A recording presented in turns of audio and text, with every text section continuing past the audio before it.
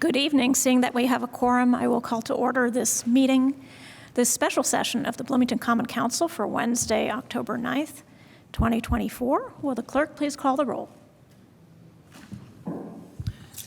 Councilmember Flaherty. Here. Councilmember Sidney Zulik. Here. Councilmember Dave Rallo. Here. Councilmember F. Here. Councilmember Piedmont Smith. Here. Councilmember Stossberg. Here. Councilmember Asari. Very present. Councilmember Rosenberger. Here. And Councilmember Daly. Here. Thank you. Thank you. I'll move on to our land and labor acknowledgement. We recognize that the city of Bloomington sits on native land. The city, as well as city administrative buildings, are on the traditional homelands of the Miami, Delaware, Potawatomi, and Shawnee people, and we acknowledge they are past, present, and future caretakers of this land. We also acknowledge that much of the economic progress and development in Indiana and Bloomington resulted from the unpaid labor and forced servitude of people of color, specifically enslaved African labor. We acknowledge that this land remains home to and a site of gathering and healing for many indigenous and other people of color, and we commit to the work necessary to create and promote a more equitable and just Bloomington. We move forward knowing and acknowledging our rich, complicated, and sometimes painful past so that we can learn from it and create a true land of opportunity. Our agenda this evening consists of legislation for second readings as follows. First, we will have Appropriation Ordinance 2024-05, an ordinance for the appropriations and tax rates, establishing the 2025 civil city budget for the city of Bloomington. I understand we have a taxpayer objection petition that we will review. We also have an amendment to the appropriation ordinance. Number 2 will be Appropriation Ordinance 2024-06, an ordinance adopting a budget for the operation, maintenance, debt service, and capital improvements for the water and wastewater utility departments of the city of Bloomington, Indiana for the year 2025. Number 3, we will have the Appropriation Ordinance 2024-07, appropriations and tax rates for Bloomington Transportation Corporation for 2025. Then we will review any items of council scheduling and adjourn. So we will go to the first appropriation ordinance. I'd like to move Appropriation Ordinance 2024-05 be introduced and read by the clerk by title and synopsis only. All in favor, please say aye. Aye. Any opposed? Clerk Bolden, would you please read?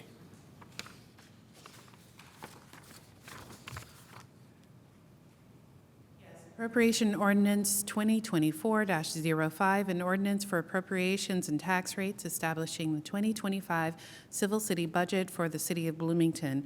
There's no synopsis, and I would like to note that your straw poll vote was 801. I'm sorry, what was 801? Your straw poll. Your committee recommendation from your committee of the whole. I thought we didn't have a straw. Oh. You did. We did? Yes. Okay, so the agenda was mistaken. I'm sorry. Yes. 801. Thank you. I would like to move Appropriation Ordinance 2024-05 be adopted. Second. All right. So I think, wait a minute. We'll have a presentation from the city controller to start with.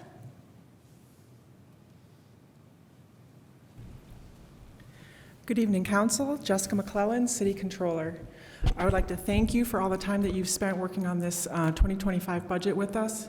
It's been a pleasure, and we don't have a formal presentation. We are available to answer questions, and I understand there is an amendment coming for the parking meter fund, and we are happy to work through all of that with you. Give us the total budget and perhaps the total in the general fund? Yes.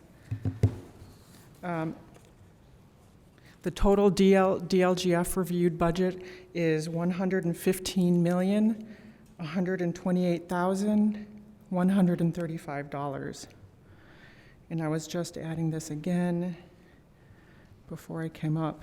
The home rule funds total is $36,545,054 for a total of $151,673,189.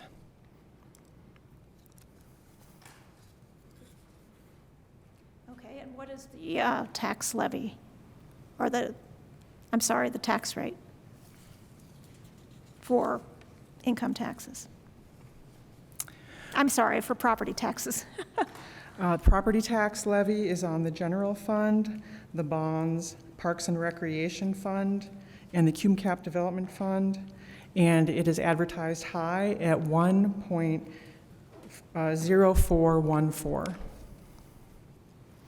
The DLGF review of our net assessed value and our property tax adopted levy will give us our final tax rate at the end of the year.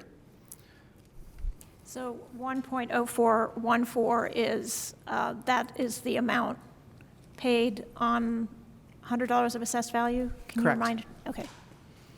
Thank you. I think we may want to consider the petition next, and then the amendment, and then we'll come back for any questions on the appropriation ordinance as a whole. Okay, perfect. Thank you. Thank you. Councilmember Stossberg? I would like to move to structure the discussion regarding the taxpayer objection petition in the following way. So I would move to give the petitioner 10 minutes to present their petition, and then the CIB 5 minutes to present a response, followed by an untimed period of council questions, public comment, and then finally council comment and a vote on our statutorily required findings. There's a motion on the table. Is there a second? Second. There's a motion and a second to structure debate as outlined. Are there any questions or comments? Or is this a motion that doesn't take questions and comments? Okay. So all in favor, please say aye. Aye. Any opposed? Nay. Okay. So maybe we should do a voice vote then, just to be clear. A roll call vote. Just to be clear. Clerk Bolden, could you please call the roll on the motion to structure debate? Yes. Zulik? No. Rallo? Yes. Ruff? No. Piedmont Smith? Yes. Stossberg? Yes. Asari? Yes. Rosenbarger? Yes. Daley? Yes. That passes by a vote of 7-2. So that is the structure we will use for addressing the taxpayer petition. We will now provide 10 minutes total for the petitioner. There were 10 taxpayers whose names appeared on the petition of objection, and they will be given a total of 10 minutes collectively. So who is here to speak on this matter?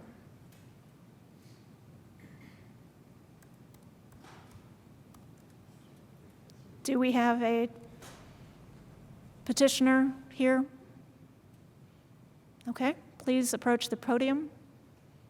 You will have up to 10 minutes.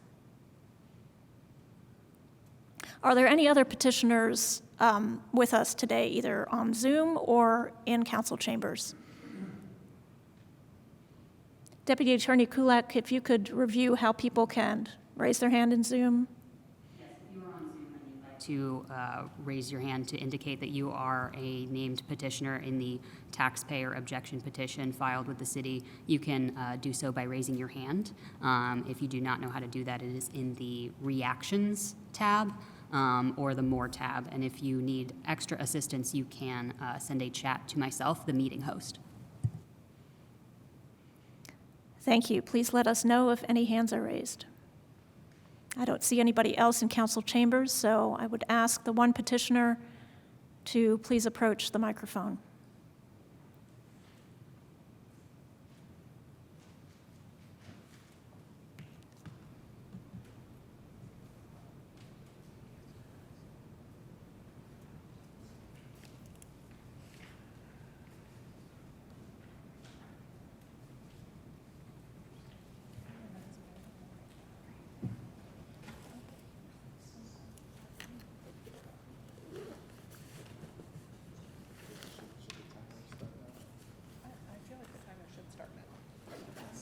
Mr. Davis, could you please come to the microphone to make your presentation?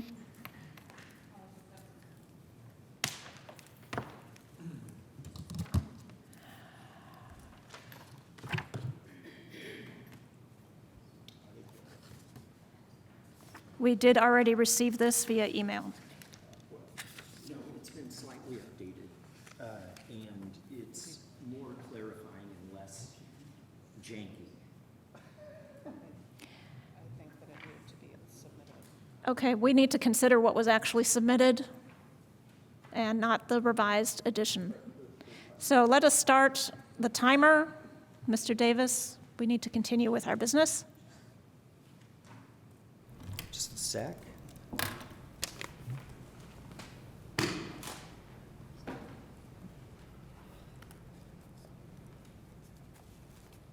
Please do state your name for the record, and you have up to 10 minutes. Starting now.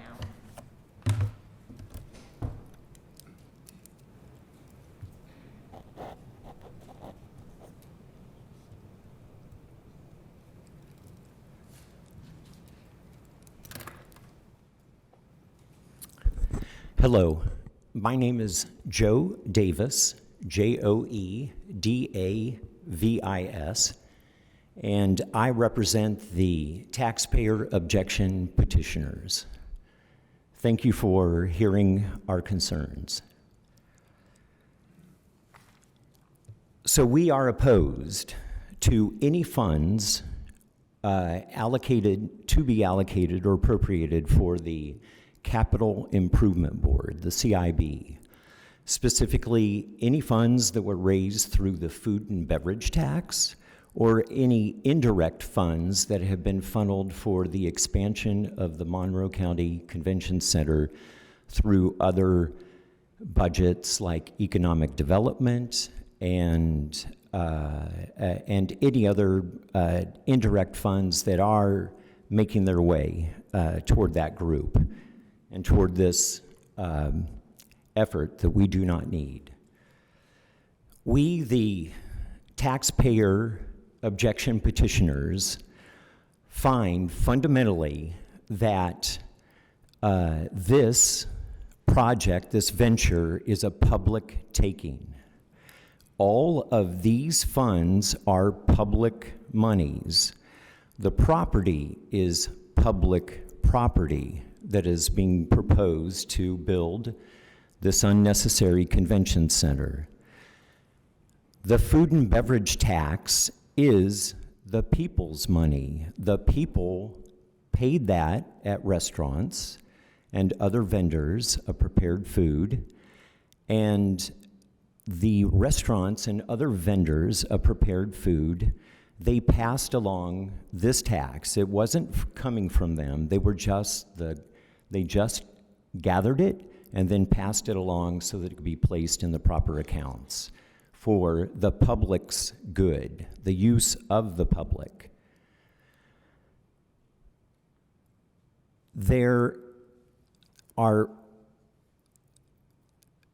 basic fundamental reasons why this is unnecessary to expand in this way. 2023 community survey done by the city of Bloomington, basically with a little less than 1,000 respondents that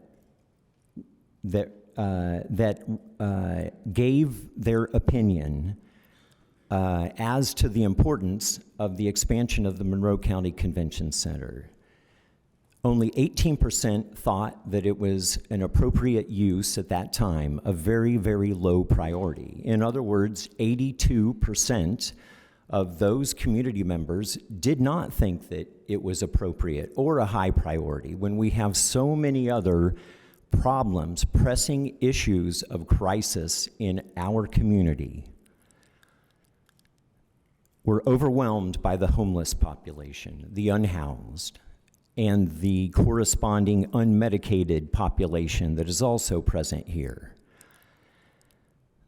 The CIB is looking to create a facility which largely will not be utilized by the public. It is proposed that this would become a facility that could be rented out by any member of the nation or world who had a business plan to organize tournaments or other events, non-resident organizers that would serve not the public, not the people of Bloomington.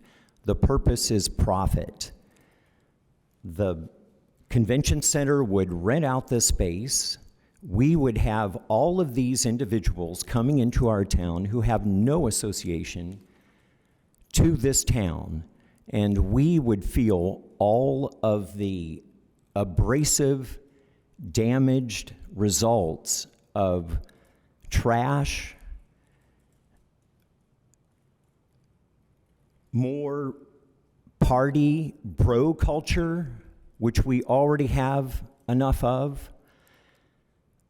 The civic center that we have currently, the existing Monroe County Convention Center, is a civic center. It serves the public. It serves IU.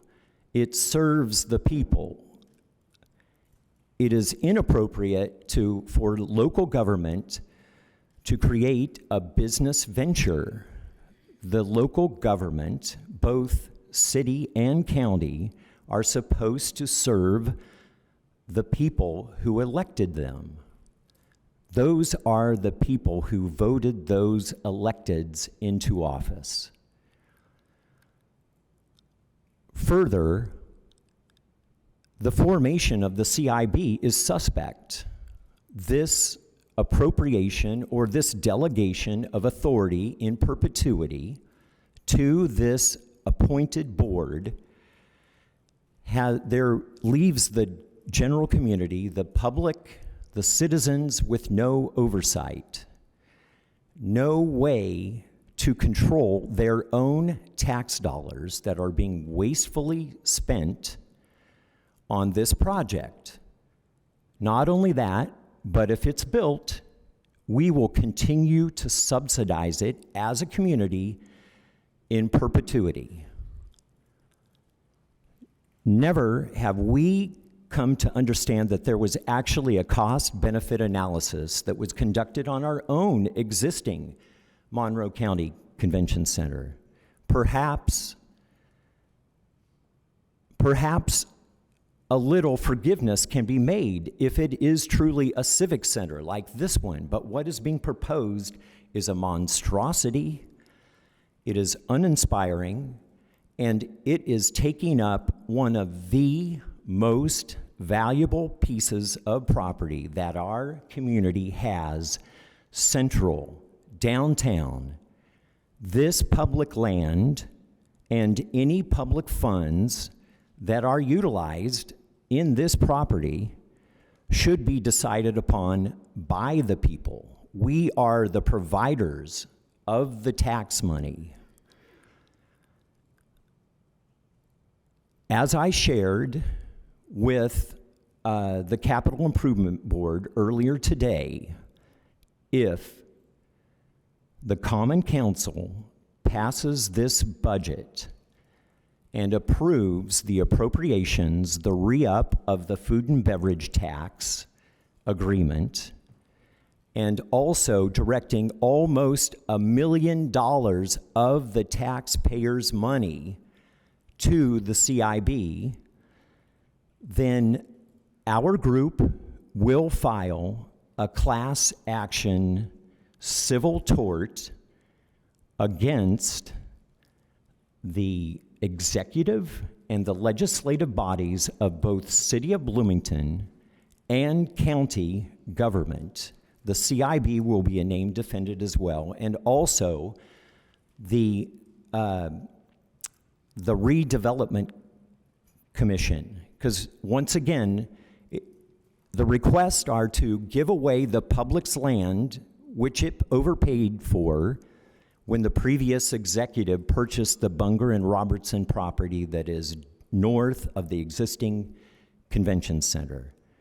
It is proposed that the city of Bloomington become a partner in ownership of this hotel that's going to come in. This, again, is public land.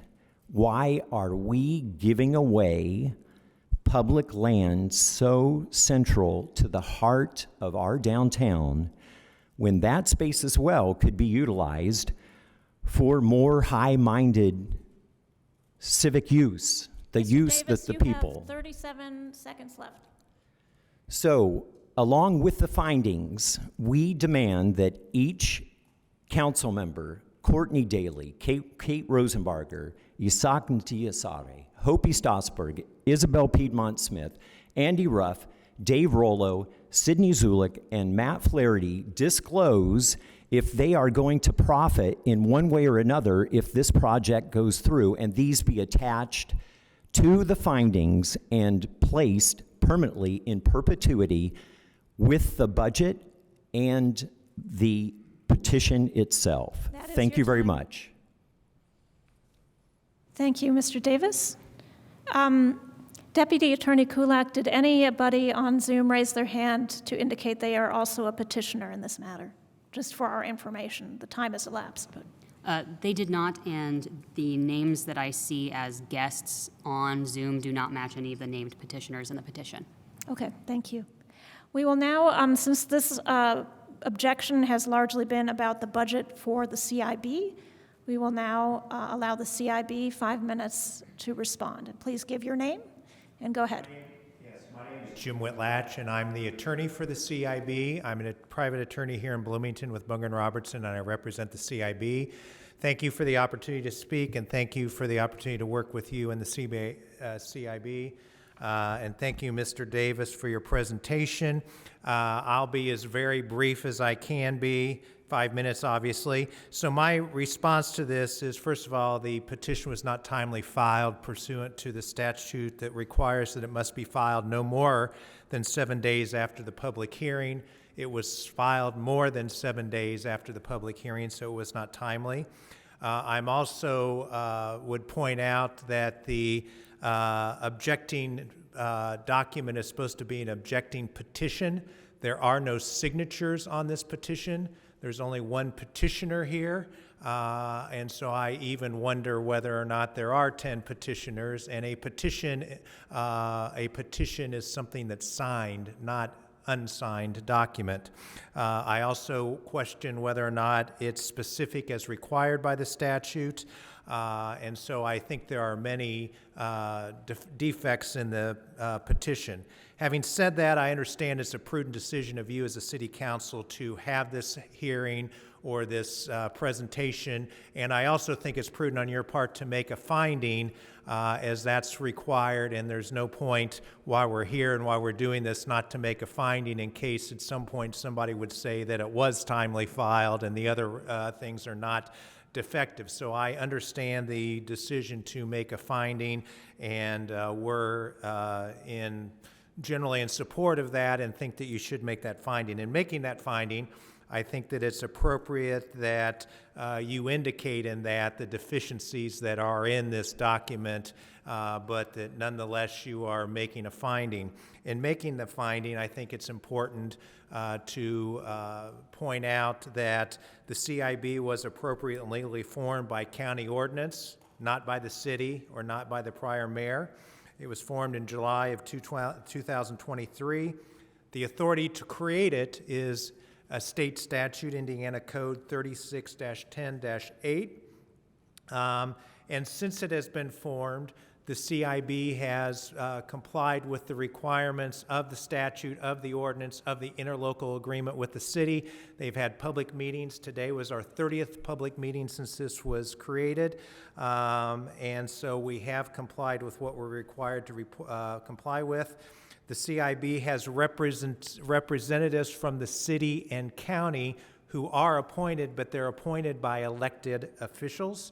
No public lands have been turned over to the CIB. We have made inquiry about what lands are available, but the CIB currently holds no lands. So the part of the petition that alleges that is not accurate. As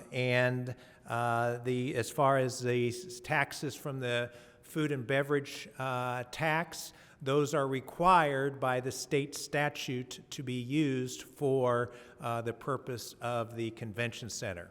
I have briefly looked at the revised petition. Certainly if the one that was filed earlier was not timely, the one that was filed just before this meeting is not timely. There's a number of additional new issues in that, but I would assert that it should not be considered as part of this petition to the extent it is even a petition and to the extent it's timely filed.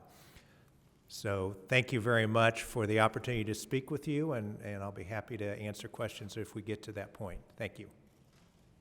Thank you, Mr. Whitlatch. We will now go to questions from council members to either the petitioners or the representatives of the CIB. Let's see. So are there any questions from council members? Councilmember Stossberg? I'll go ahead and ask some questions just to clarify factual information. So our attorneys may be able to answer this, potentially the attorney from the CIB. At the end of this petition, there was a whole list of items that the petitioner felt like were more important to spend money on right now, including the unhoused population, unmedicated population, which implies health care, and perhaps mental health issues, affordable housing, and other social equity and justice needs. Can you just clarify whether or not any of the food and beverage tax could potentially be spent on any of those types of expenditures? All very worthy expenditures and things to think about, none of which the food and beverage tax money can be used for, because the food and beverage tax by state statute can only be used for the purpose of constructing and increasing the size and the renovation and of a convention center. So that's the only thing that money can be spent for, not for those other obviously worthy causes, but that money cannot be used for that purpose. Thank you. Are there any other questions from council members? Councilmember Zulik? I also have a question for Mr. Whitlatch. Can you please confirm that the convention center is not expanding towards the Bunger Robertson property and instead expanding east? And then I have a follow-up question. It is expanding east. It is not expanding to the Bunger and Robertson property. Thank you. And the east location is owned by the county and not the city, is that correct? I think it's primarily owned by the county. I think there may be a lot that is a city lot over there. 2 lots that are city lots, but it's primarily owned by the county. Thank you. Councilmember Flaherty?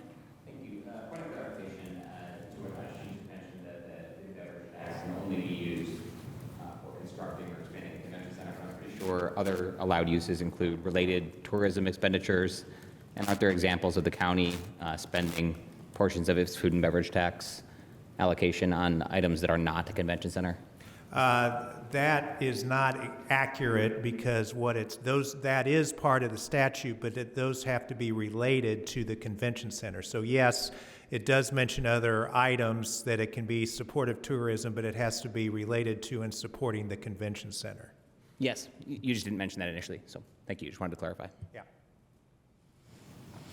Other council member questions? I have a question for Mr. Davis.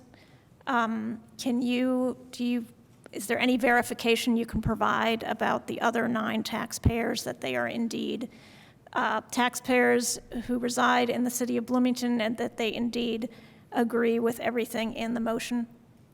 Yes, I have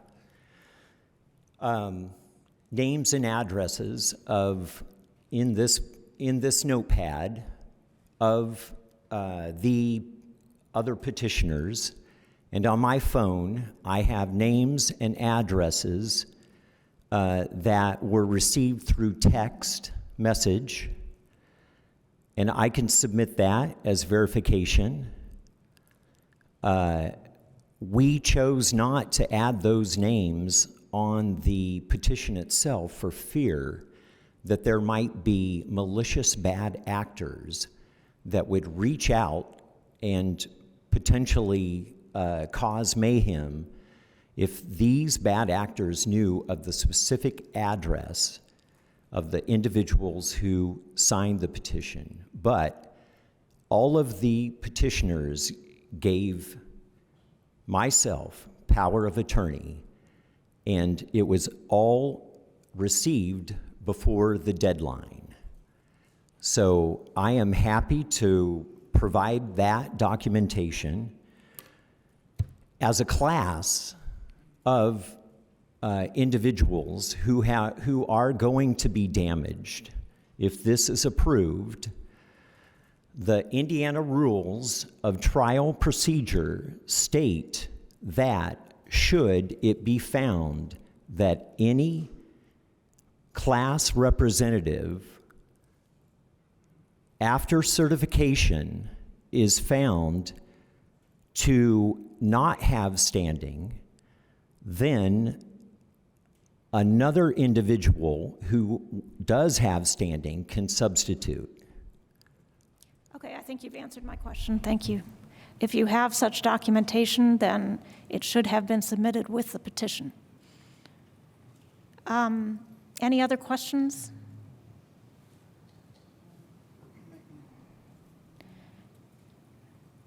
Okay. If there are no other questions from council members, we can go to public comment. Is there any member of the public who would like to comment on the objection petition by taxpayers?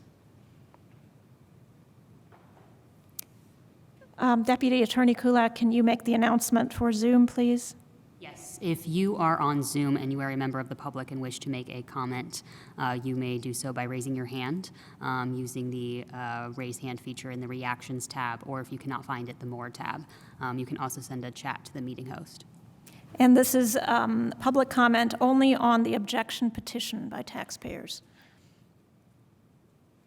I don't see anybody in council chambers. Are there any hands raised via Zoom? All right. Then we can come back to council members for council comment and debate and discussion of findings regarding this petition. Councilmember Stossberg? I just want to ask a process question right now. Is our council staff going to keep track of a file, like a findings document for us, so that then that can be written? Taking notes on the testimony, yes. Great, thank you.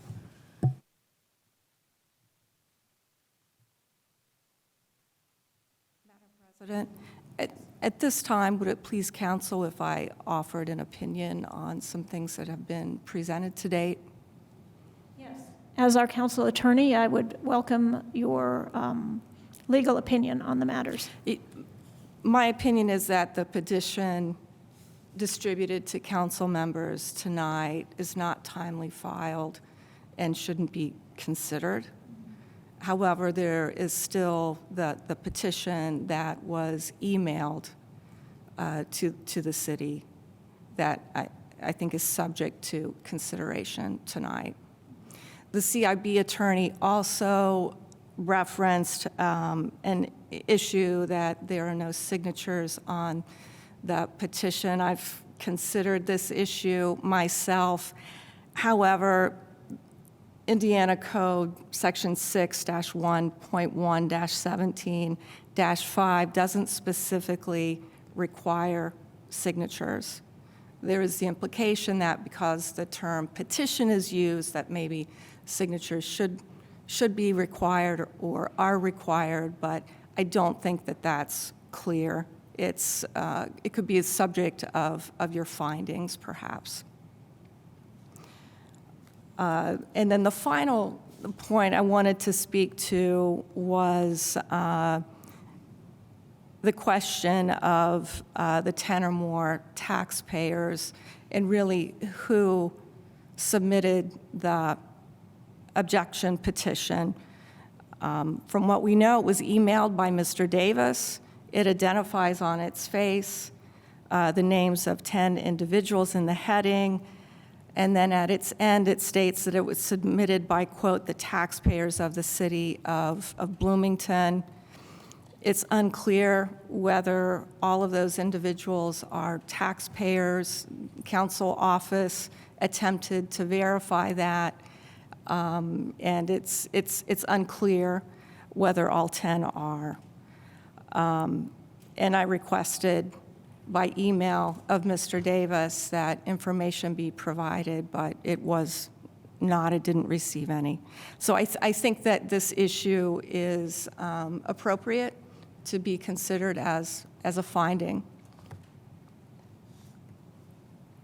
Thank you. Thank you, Council Attorney Lehner. So I open it up to council members for feedback on the petition and potential findings that we will enter into the record.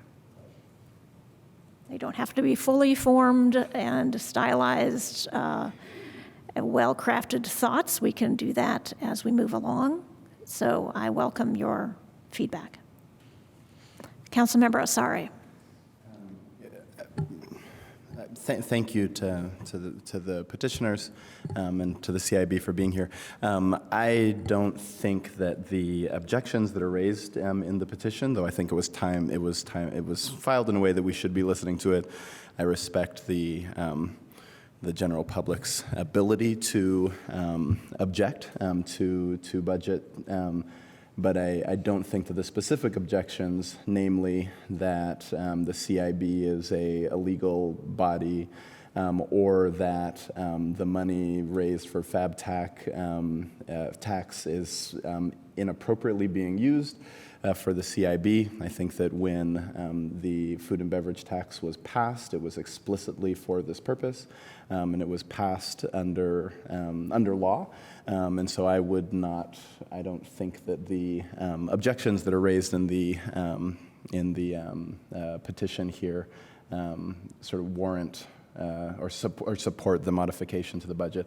I'd also note that the petition isn't clear about what modification is to be made to the budget, nor does it specify a specific place in the budget to change just generally expenditures on the convention center. So that's all I have to say. Thank you. And I would agree with that finding. Other Councilmember Stossberg. I kind of have a question about Councilmember Asari's finding. I support that finding as well, but does the summary sentence, in terms of actually putting it in a document of a finding, does the summary sentence, the testimony presented doesn't support modifying the budget? Sum up your thoughts on that? Yes. Is that helpful to our council attorneys? Great.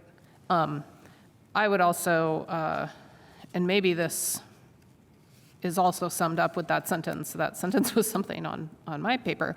In my opinion, the petition includes several factual inaccuracies. And I don't know if we need to specify those in our findings or not. But for example, the CIB, how the CIB was created. For example, the mention of the Bunger-Robertson property, which is not being given away at all. And like, in fact, at some point, I remember us saying that if the convention center was going to be put in that location, then we wanted the CIB to pay the city for that land how much we had paid for it. So in no way were we going to give away that land at all. And the CIB does not currently own any of that property downtown. In the long term, I believe the city is going to, like, I think the ownership of that is going to revert to city, isn't it? Can somebody, is that? Yeah, it's going to stay publicly owned property. And I think that there's several other, I think, just factual inaccuracies in there. I mentioned that part of what the fab tax can actually get spent on, like we do have to consider what we're allowed to spend specific categories of money on. And spending the fab tax on any of those things that I asked about earlier is just not possible. So I don't know if there's any way to put that into a finding of, we find the petition to be just factually inaccurate in a number of ways, including, and just listing a couple of those would be appropriate.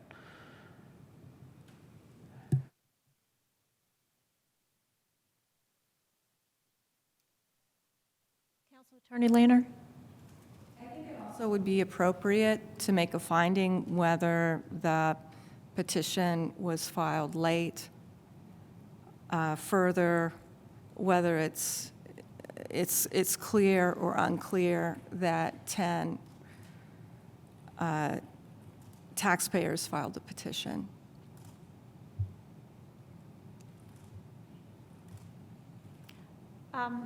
Is that, would you say that's a necessary part of the findings, the lateness? It's 1 minute, so I'm a little hesitant. I think that's fine if you want to find that you will accept the petition on that basis, then I think that's acceptable. I mean, do we have to mention the time thing at all? I mean, we're obviously addressing the petition. No, I don't think that that's necessary. I mean, maybe others want to, I don't know. Sorry, I had my hand up, that was all. Oh, Councilmember Flaherty, I didn't see you, sorry. I feel like I maybe had the opposite reaction, which is like actually just sticking to the facts and the basics of what, of the petition and its, the defects we perceive and whether or not it warrants adjustment of this appropriation ordinance is like where I would like to stick to it. I think the more we get into the details of this isn't factually accurate or the money can't be spent this way, the more uncomfortable I get with voting in favor of the findings. In particular, I was just looking up to recall for sure, Monroe County Council's, appropriated and spent money on the Harrodsburg Heritage Festival fireworks display, for instance, with food and beverage tax proceeds. That has really no logical nexus to a convention center at all. It is a related tourism or economic development project, which is the exact language of statute that I think is really quite expansive. And so the argument being made might be that there are other things in this budget that money could go to that would replace money that is more fungible and going to the needs the petitioner outlined. I'm not saying, all I'm saying is that those things are possible, and if we start to get into the details of litigating the argument, I think that's less effective than saying, here's what we think factually about the validity of this petition meeting the requirements of state code, and we do or do not find that it warrants adjustment of this appropriation ordinance. So.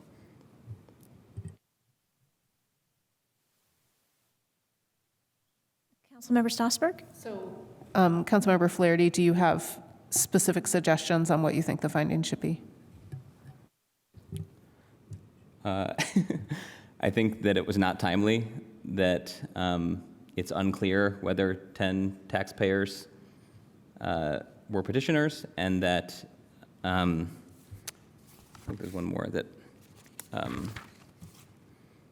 a summary of the findings, or summary of the testimony itself, I suppose, at a very brief level, and then that we do not believe it warrants adjustment of the appropriation ordinance. So I would propose that we find the testimony presented does not support modification to the budget. And then I don't know about, I would also support a finding that we were unable to verify that the requirement of having at least 10 taxpayers file was met, because Council Attorney Lehner did ask for that verification, and it was not received, and it was not submitted with the petition. But, I mean, we could just make it easy and say the testimony presented does not support modification to the budget, if that's simpler. That's what I would say, just, That's simpler. yeah.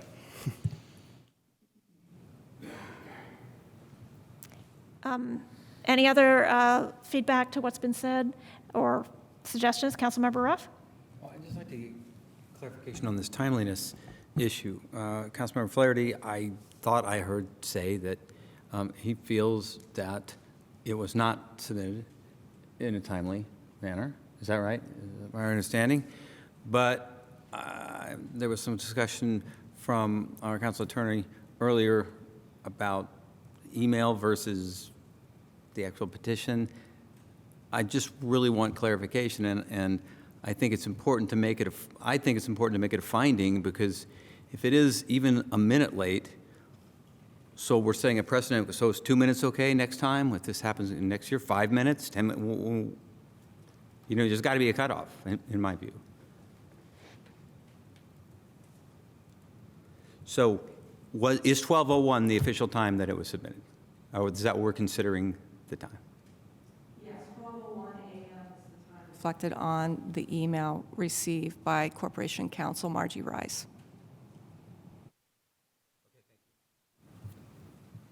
Councilmember Strasburg? For public record, can you say 12:01 a.m. on what date? October 3rd. And it needed to be submitted by when in order for it to be timely? Technically, it should be required, well, the statute requires that it be filed within 7 days of the public hearing, which was September 25th. The 7 days expired then on October 2nd, and this was received on October 3rd. So it needed to be filed October 2nd by 11:59 p.m., and it was October 3rd at 12:01 a.m. Correct.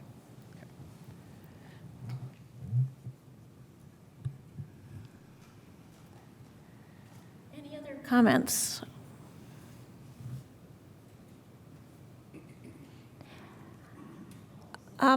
Council Attorney, Deputy Attorney Kulak, or Council Attorney Lehner, do you have something written that you could share? What I'm hearing is that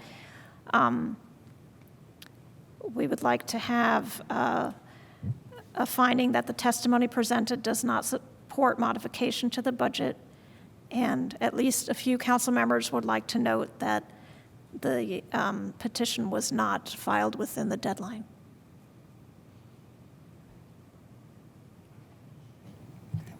I can share what I have been working on. Hold on one moment.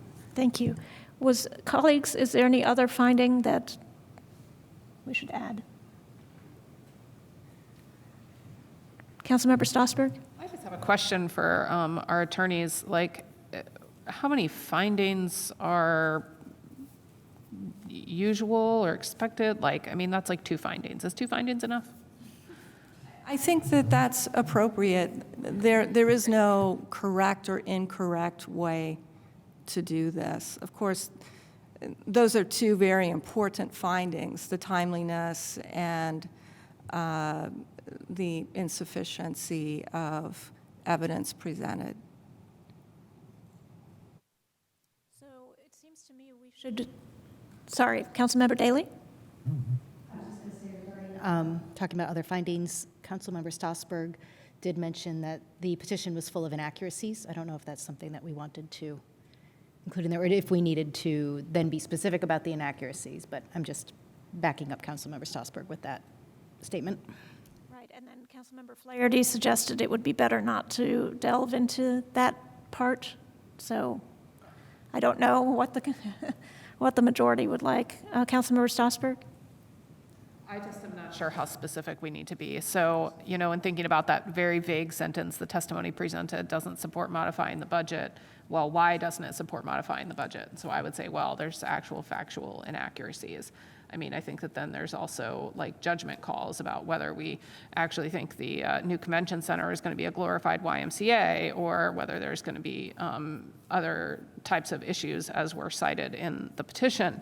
But those things are opinion-based, and so I was kind of looking at the factual things. But if our attorneys don't think that we need to have specifics to kind of back up that concept of the testimony presented doesn't support modifying the budget, then I'm totally fine leaving it as that statement.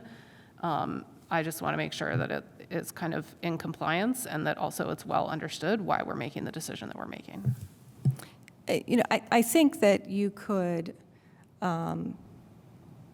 certainly the factual accuracy of the petition is relevant to the sufficiency of the evidence.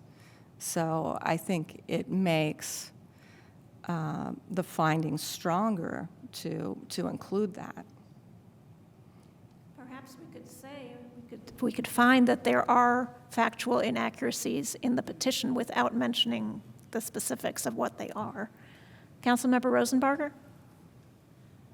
Thank you. I don't necessarily lean that direction, or else, because I would also say there are factual accuracies in this petition that, the community survey found that only 18% of the city population thought that this was important. So I think it's hard to, highlight inaccuracies. I feel like what we're saying is this was not filed in a timely fashion, and I don't know why we need to get into the inaccuracies, I guess, because to me, if it was filed in a timely fashion, then I think we would get into potentially inaccuracies or accuracies.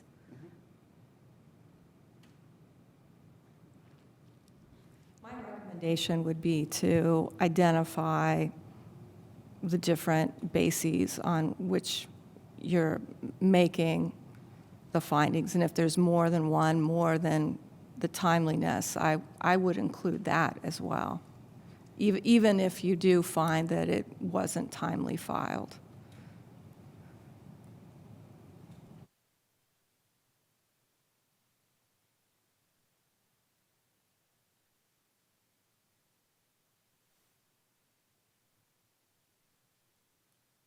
Do council members want to specify any inaccuracies? Councilmember Rosenbarger suggested we don't cite any, but others might disagree.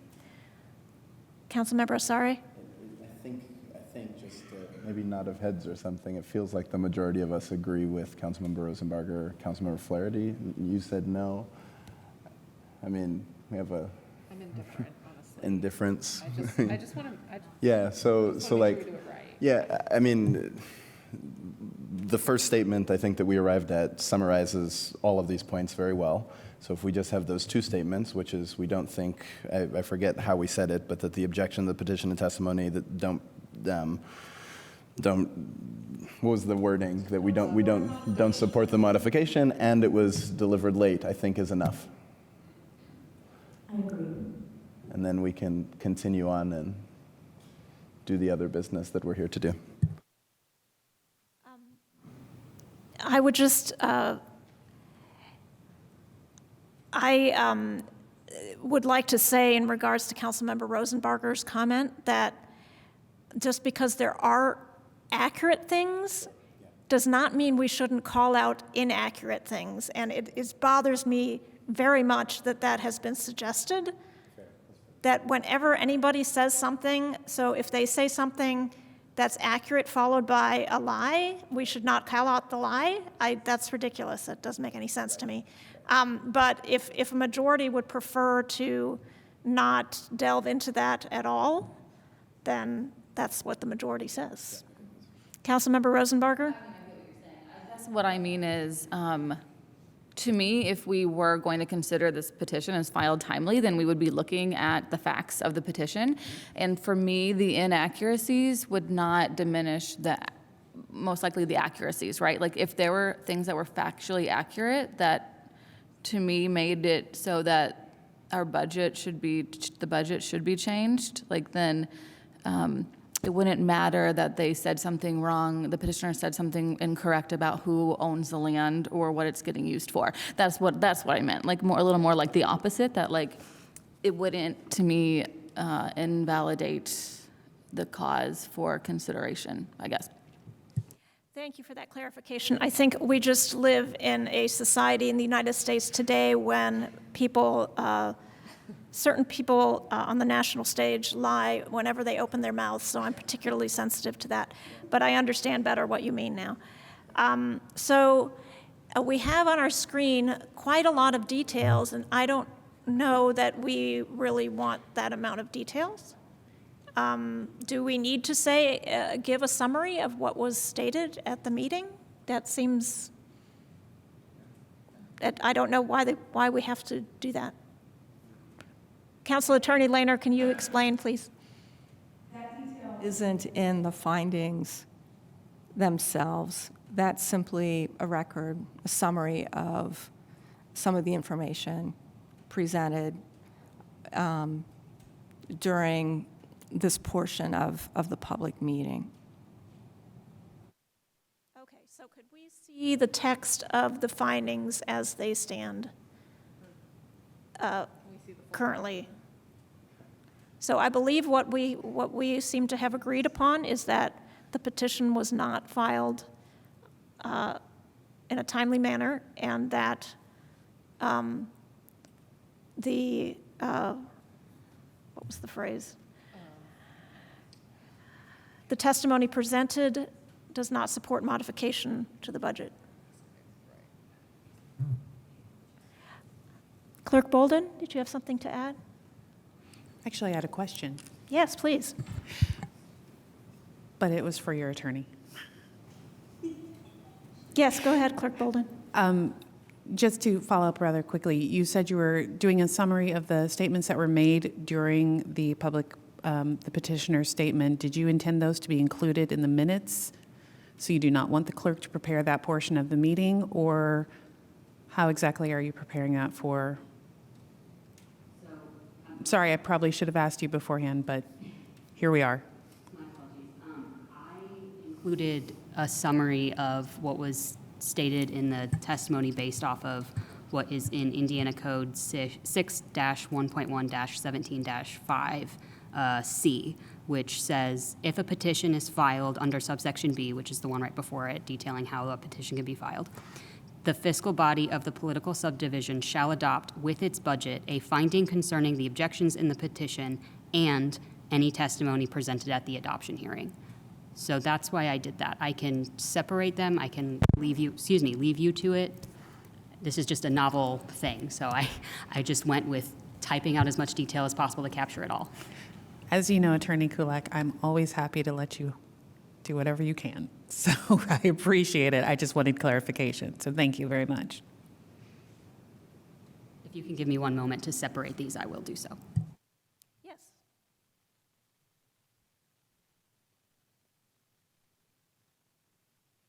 So council staff is just working on separating out the findings from the summary of the petitioner's statement and the conversation that we've had thus far. To clarify things, would somebody be able to identify which findings you would like to be made as a part of this? You're considering, it sounds like you're considering two findings. One, that the petition was not timely filed. Yes. Two, that the petition contains factual inaccuracies. No, the Okay. second finding would be that the petition and the testimony presented does not support modification of the budget. Okay. What I've heard so far is basically listing this is when it was received, this is the issue of timeliness, this is the issue of a required number of taxpayers, and then this is the statement at the end. Let me know if I need to cut any. Sorry? 3 off because I'm not, I think it's 3, yeah. Just because, I mean, we as a city should be able internally to verify whether or not people pay taxes, so it kind of feels like us saying, hey, we asked them and they didn't tell us but I might be wrong about that. It just doesn't seem necessary to the argument here.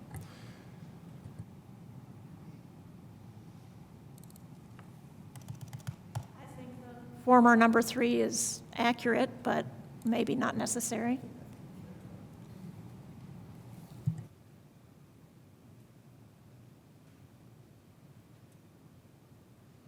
Any, yes, Councilmember Stossberg? Just regarding the former number 3, you know, anybody could file this paperwork and put down the names of any 10 people who live in Bloomington. It's not hard to find 10 people, including names and addresses. And I know that state code doesn't require signatures on it, apparently, based on how it's framed, but literally, you could just make it up. And I'm not saying that Mr. Davis has done this, and I see you over there waving around your phone and your notebook, but that is the kind of information that needs to be filed with the actual petition.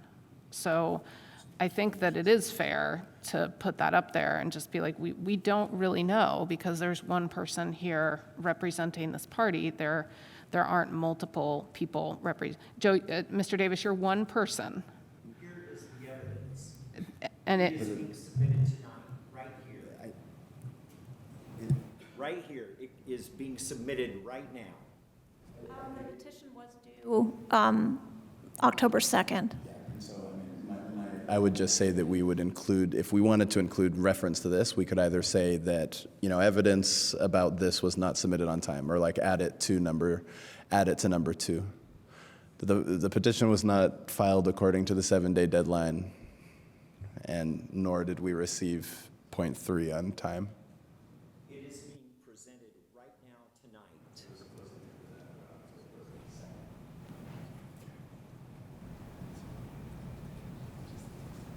What do others think? Do we need to mention the lack of certainty about the number of signatories?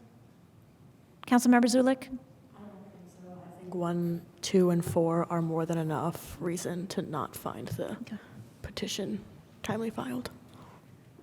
Councilmember Rosenbarger? For me, the only finding that is necessary is that it was not filed in time, and which is, I think, unfortunate. And also just that then it's not something to be considered anyway. But I mean, you all want the new number 4, but I think really the only point is it wasn't filed on time. Well, I think unless there's a strong argument against it, I would take out number 3 again.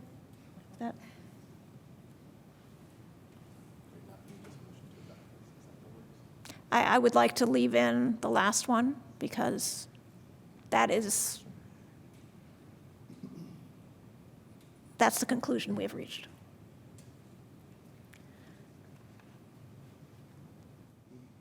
Okay, so if there's no more discussion, I would entertain a motion to approve these findings. Second. I need a motion. I move that the... You're going to do it. I move that the council adopt the findings on the taxpayer objection petition and testimony presented at tonight's adoption meeting. All right, it's been moved and seconded. Any final comments? Clerk Bolden, will you please call the roll on the motion?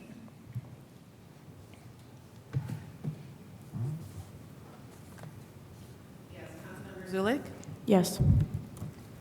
Rallo? Yes. Ruff? Yes.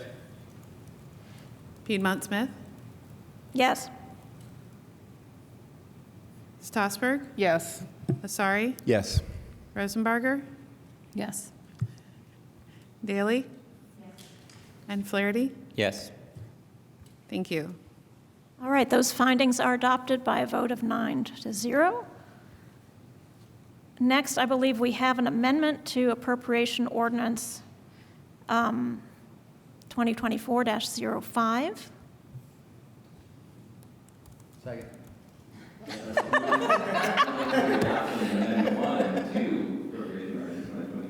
05.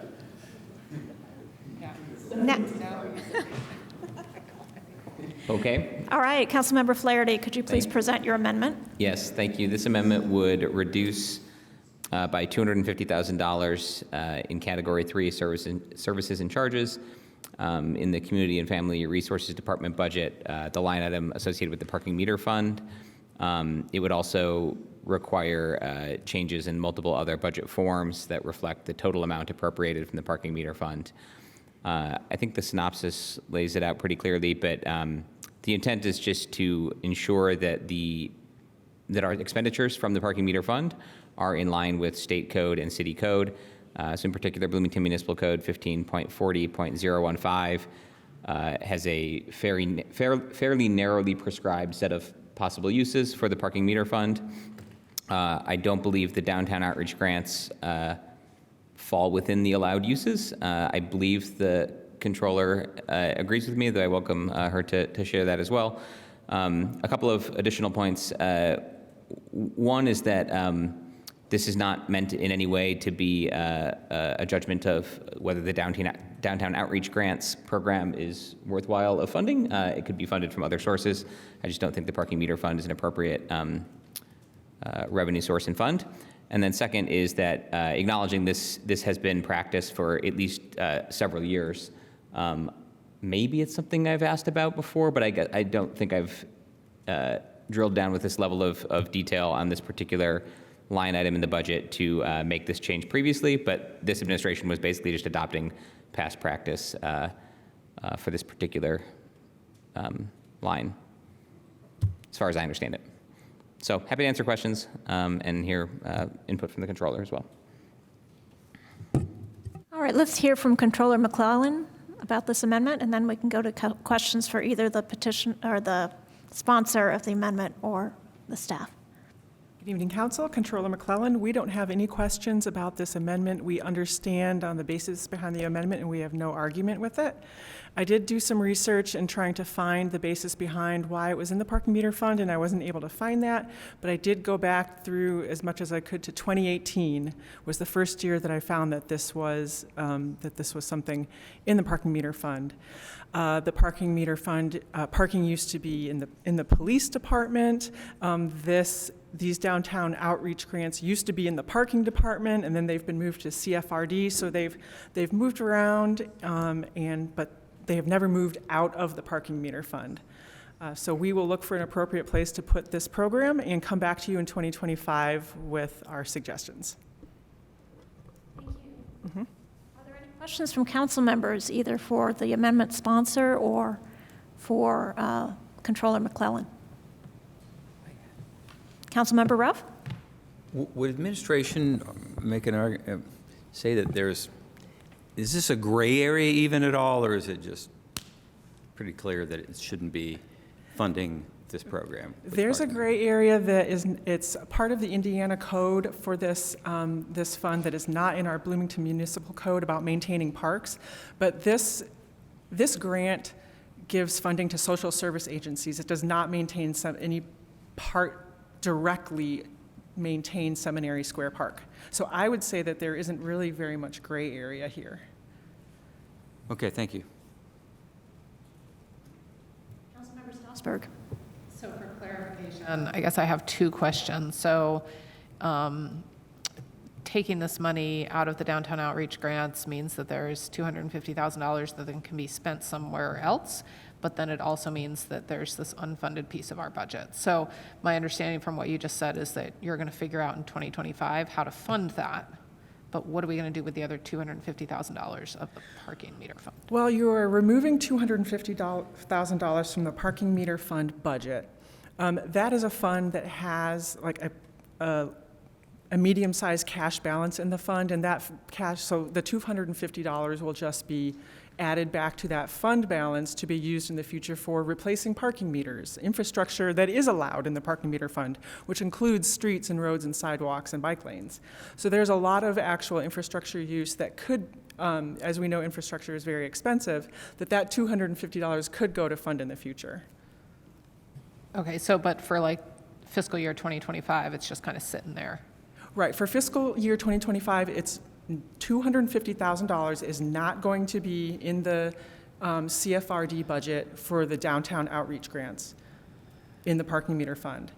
And then in 2025, we're going to come back to you and suggest what fund to put that $250 program, $1,000 program in.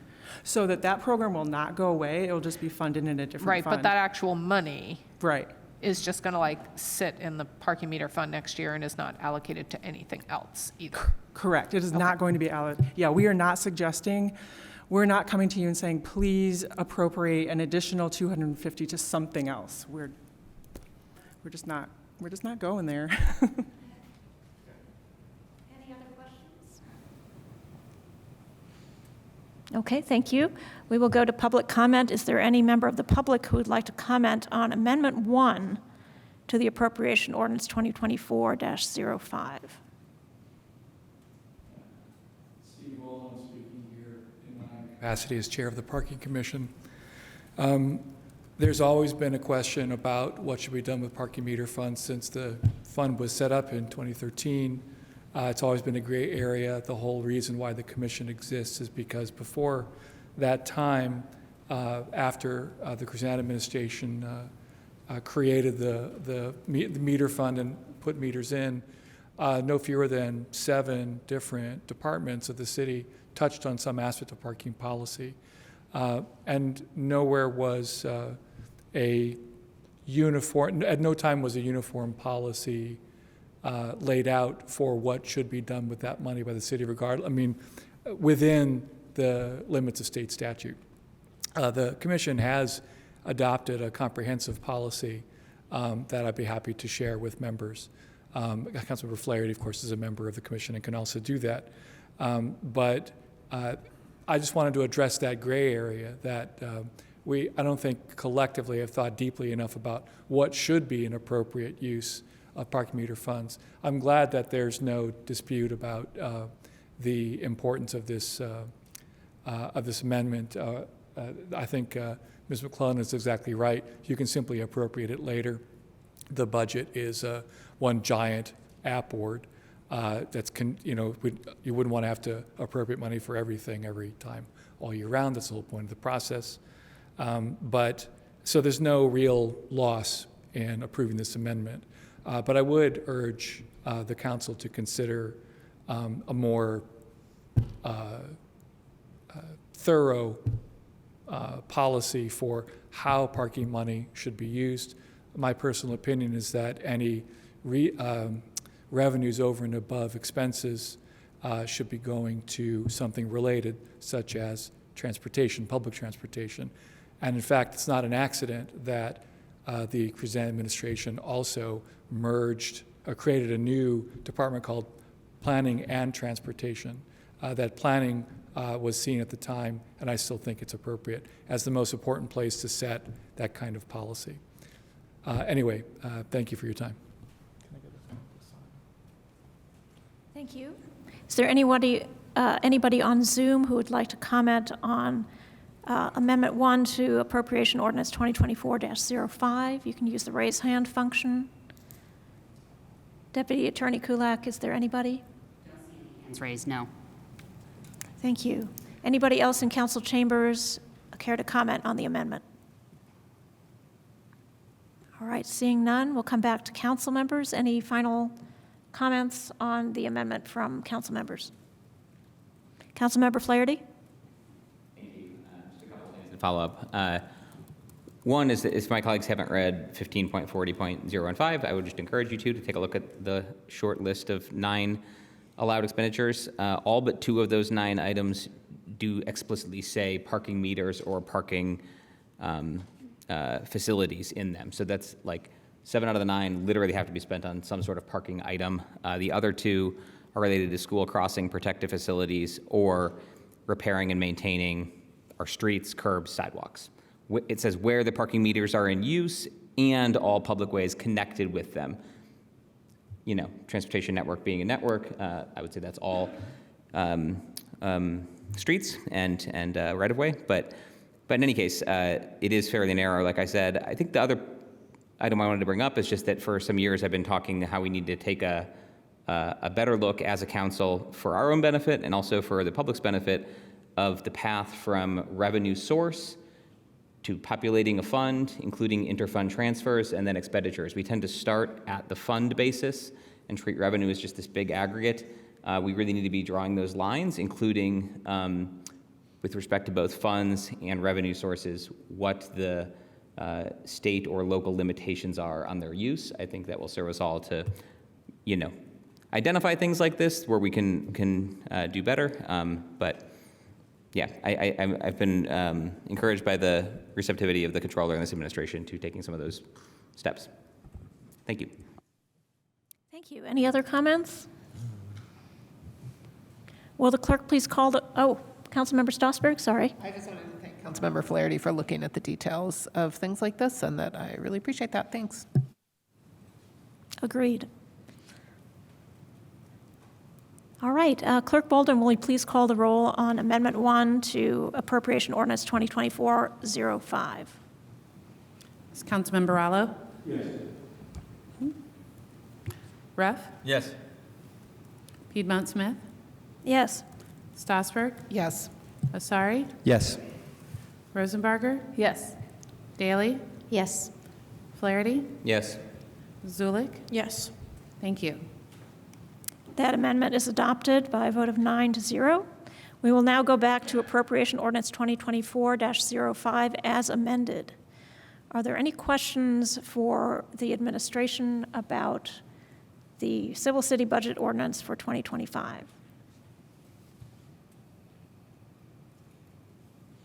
I will note that we've had extensive conversations about this in public over the past month, so it is not a surprise that we do not have questions at this period.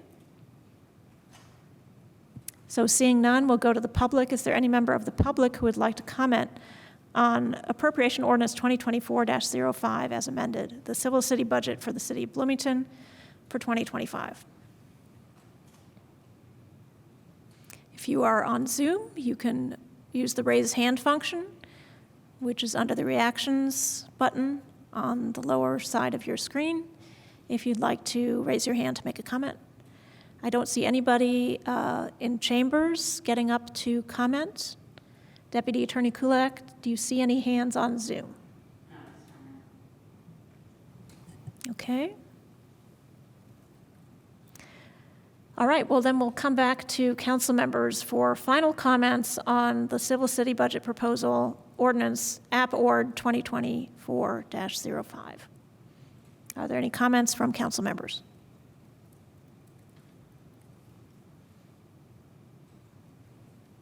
None?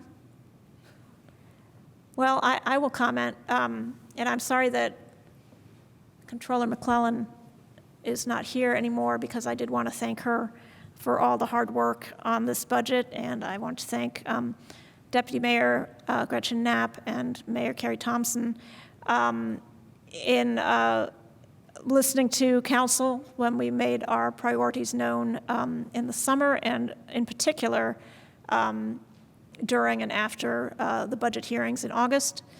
I think there was good, much better listening on both sides than in the past.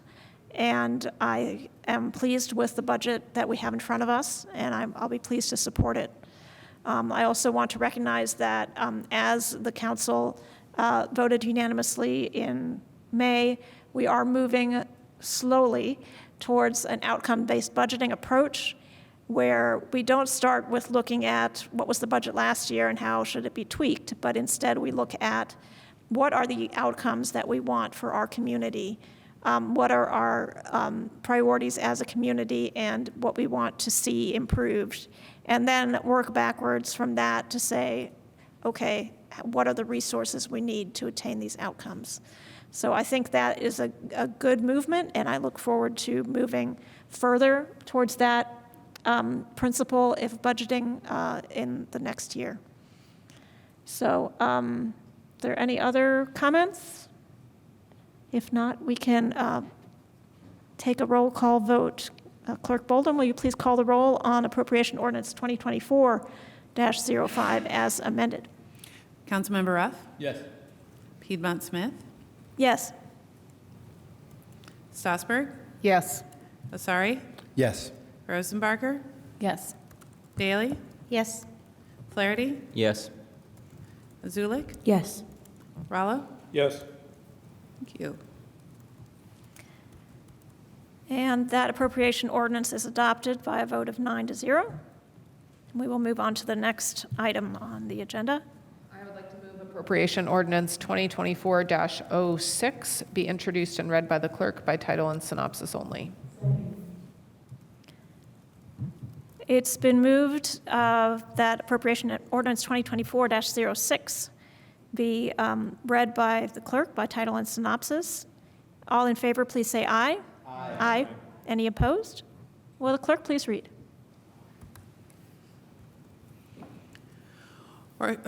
Appropriation Ordinance 2024-06, an ordinance adopting a budget for the operation, maintenance, debt service, and capital improvements for the water and wastewater utility departments of the City of Bloomington, Indiana for the year 2025. The synopsis is as follows. This ordinance, approved by the Utility Service Board in July of 2024, sets the water and wastewater budgets for 2025.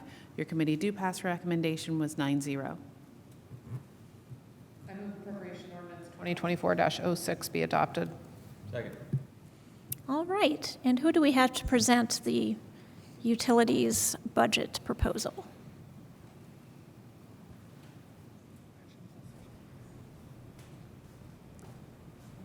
Is there anybody on Zoom? Director Catherine Zager would normally present. Hi, Gretchen Knapp, Deputy Mayor. Director Zager couldn't be here tonight, so I will present the utilities budget. You've seen it. I think if you have questions, I will do my level best to answer them, but lower your expectations. All right, well, I'm sorry that Director Zager couldn't be here. Let me just go to that.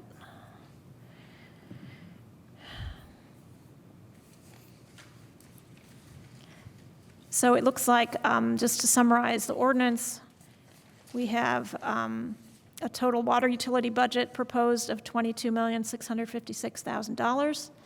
And then we have a total wastewater utility budget of $33,820,000. Thank you, thank you. All right, are there any questions about the water and wastewater utilities budgets?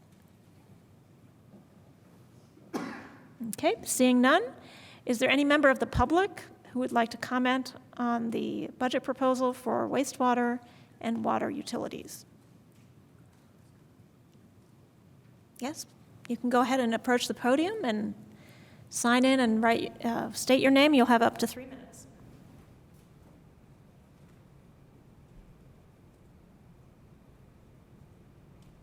This is on the appropriation ordinance 2024-06, City of Bloomington Utilities, water and wastewater. I think we have somebody who would like to comment. Is that right? Okay, please come to the podium and make your comment.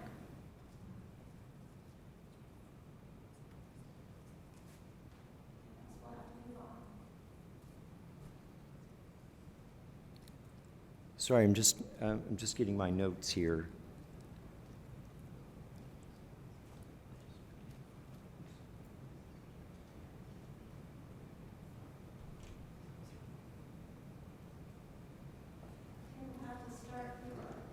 Time. Please state your name, and you'll have up to 3 minutes starting now.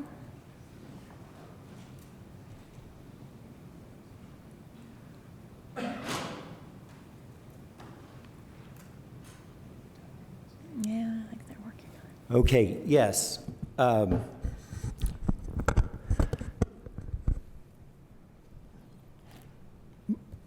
Mark Haggerty, 612 Summit, Bloomington, Indiana, 47404. This is a period of time for public comment on the utilities service budget.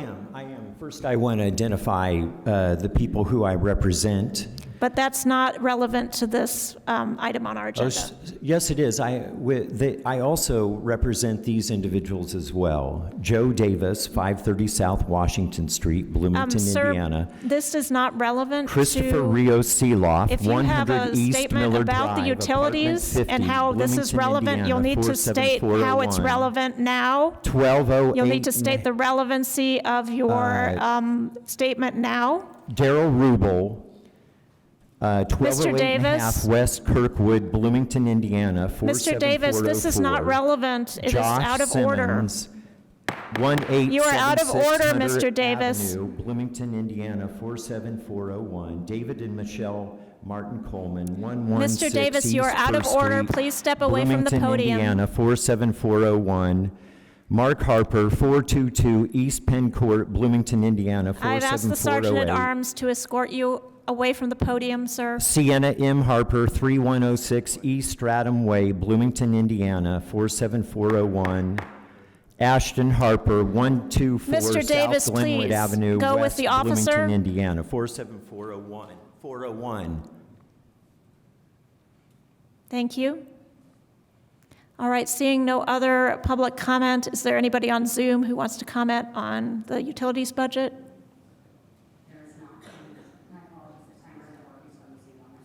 Okay, that happens.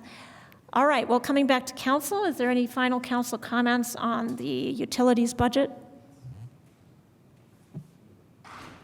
Okay, I will just remind the public that we did talk about this during the budget hearings in August, and again, a couple of weeks ago when Director Zager was present and was able to answer questions that we had, and that's why you're not hearing any questions or comment this evening from council members.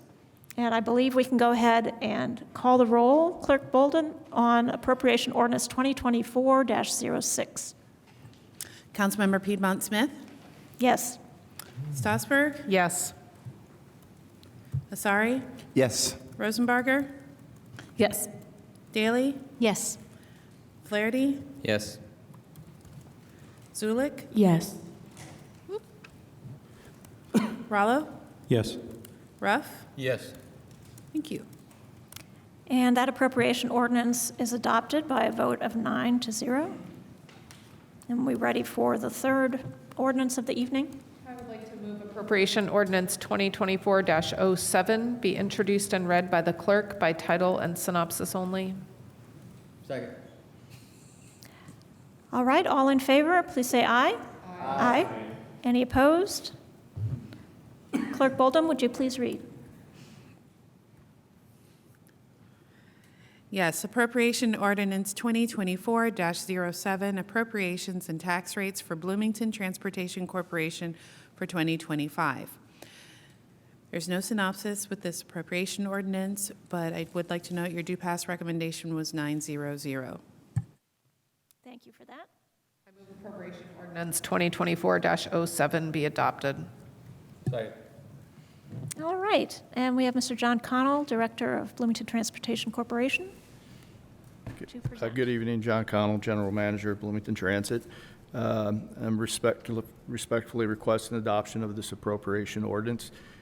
This 2025 Bloomington Public Transportation Corporation budget is $32,632,634 with a proposed tax levy of 0.0403.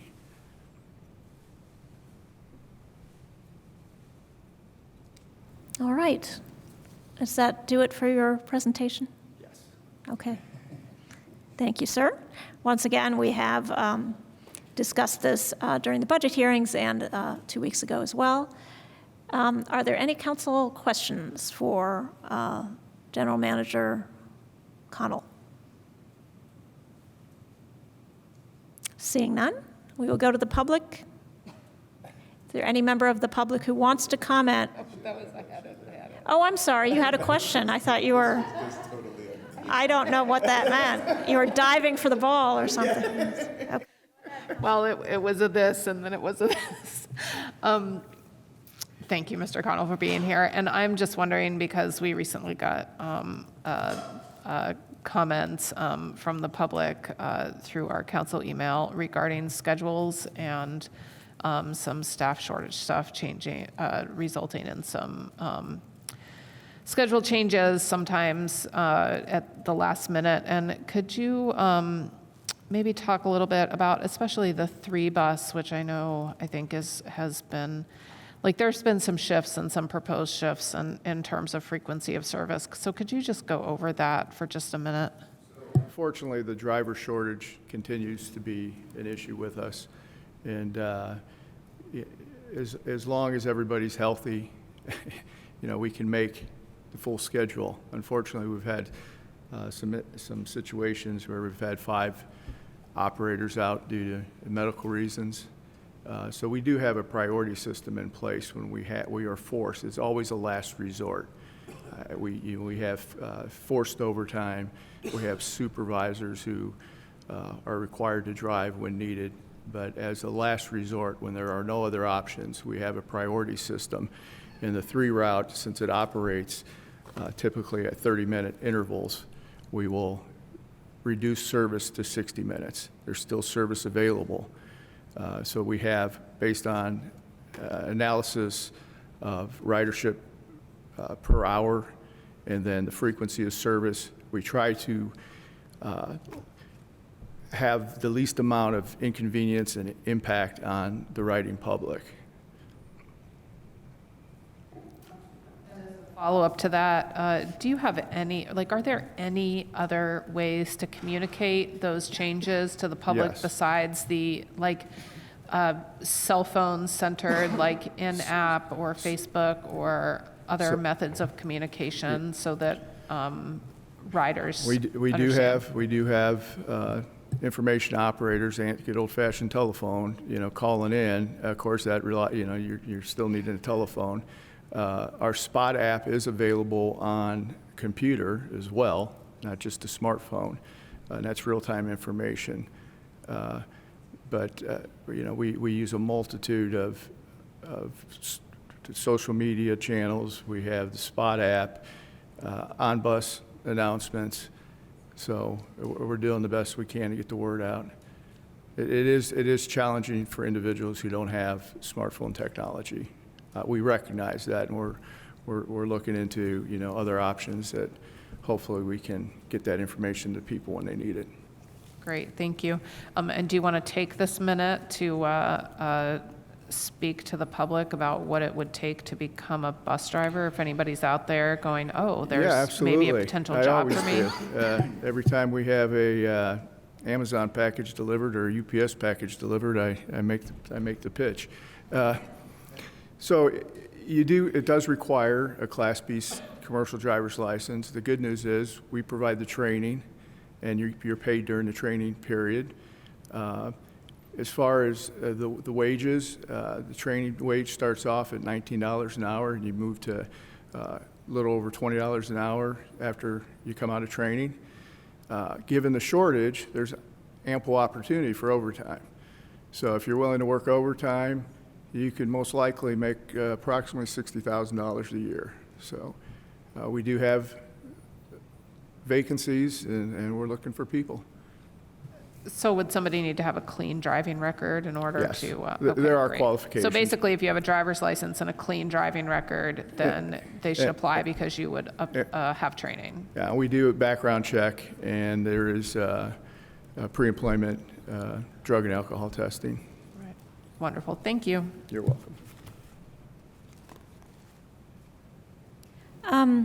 As a follow-up, Mr. Connell, seeing that not everybody has a smartphone, I know you have a program where Uber and Lyft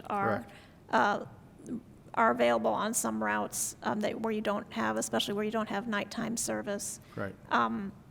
Are those, and I'm sorry, if this is an obvious question, but can a person call Uber or Lyft on a website instead of a smartphone? They can call our dispatch office, and the dispatcher will facilitate the TNC, right, the Uber or Lyft transportation. So typically what we do, if we have a service interruption, we can issue a voucher that's available to anyone that wants to download it. Sometimes they're limited in duration. If we're going to suspend service for 4 hours, there may be a voucher that goes out that's valid for 4 hours to provide that safety net to individuals so they can still get to where they need to go. So the Spot app, unfortunately technology, we rely so heavily on technology, and it is difficult for us to have the same safety features in place for individuals who don't have smartphone technology. But you can call the dispatch office, and we can schedule those type of services as well. And for the passenger. Okay, and how late is somebody answering the phone at dispatch? Yes, yeah, just the information line. No, but how late are those phones answered? The dispatch, they're answering up until 11 o'clock in the evening. Okay. Okay, that's helpful, thank you. Any other questions about Bloomington Transit or Transportation Company's budget?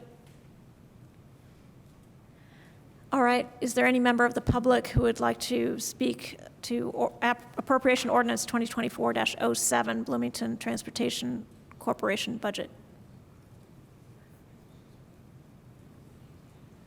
If there's anybody on Zoom, you can use the raise hand function, which is found in the reactions button on the lower part of your screen. Council Attorney Kulak, do you see any hands raised? No, this time no. All right. Well, I see nobody here in chambers, so we can go back to council members. Are there any final comments on this appropriation ordinance? Councilmember Zulik. I'll just put it out there. I'm looking forward to supporting this budget, but I also just want to thank Director Connell for all of his work and especially how fast and thorough his response was to our constituent earlier today. So thank you. Any other comments? Okay. Clerk Bolden, will you please call the roll on Appropriation Ordinance 2024-07? Yes. Asari? Yes. Rosenbarger? Yes. Daley? Yes. Flaherty? Yes. Zulik? Yes. Rallo? Yes. Ruff? Yes. Piedmont Smith? Yes. Oh. That appropriation ordinance passes with a vote of 9-0. We will now move on to any matters of the council schedule. And we will have, as a reminder, we have a special session scheduled on October 30th. And for that, we will have first reading of salary ordinances next week. Then we also, of course, next week we will have on October 16th a regular session of the Common Council.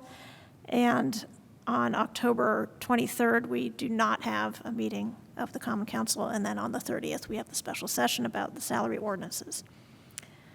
Note that next week is another meeting at which in-person attendance will be mandatory pursuant to the open door law because we have an appropriation ordinance for the new clerk position to discuss and vote on.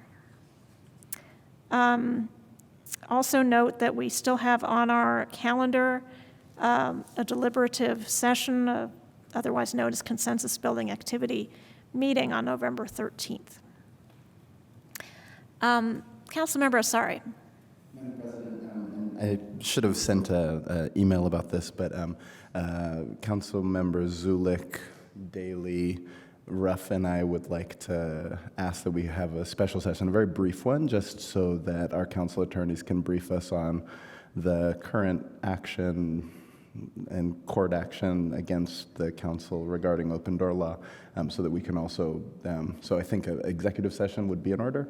And I think state municipal code allows 3 council members to call such a meeting. So I don't know if there's an appropriate time to do so, but would like to suggest, unless everybody would like to change their mind, that we do so on that. So what date and time are you proposing to call this executive session? I think ideally like 15 minutes before a normal council session would sort of be what I had in mind. All right, if you could name a date and time, then we could put a motion on the table. 6 o'clock on the 30th. Does that work? Are there any objections to 6 o'clock on the 30th? So that's a motion. If it's 3 council members, would that be a motion and a vote? Or, I know if I call a special session, I believe there's no vote. So maybe there's no vote in this case either. Is that accurate, Council Attorney Lehner, or? Yes, I believe if you as president call the executive session, you can call it on your own. Okay, well, it's been Without called a by vote. 3 members, so, I mean, I can repeat their call for. Yeah, exactly. So I guess there's no vote required. Since 3 members have proposed an executive session be held at 6 p.m. on October 30th,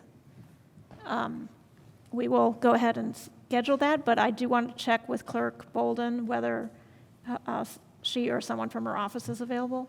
Yes? Okay, thank you. And is our staff available then as well? Repeat the date and time again, please. October 30th at 6 o'clock? Yeah, I'm prior to available. the special session at 6:30. Okay, we'll have an executive session at that time to discuss pending litigation. All right. Anything else regarding the council schedule? Yes. Council, City Clerk Bolden, sorry. Just you at this point. As a reminder to all the old council members and the new council members, you have to sign the appropriation ordinances for the budget. So if you cannot wait for me to print those off this evening, please make plans to come and sign them tomorrow morning. I don't care whether you do it tonight or tomorrow morning, but we do need to get those signed by all council members. So it's not just the council president this evening. And I believe Controller McClellan would prefer that we take a few minutes after tonight's meeting so that she has it all this evening. So unless you have an urgent matter, please do stay after to sign those documents. And I believe that leads us to adjournment. So thank you very much. We are adjourned.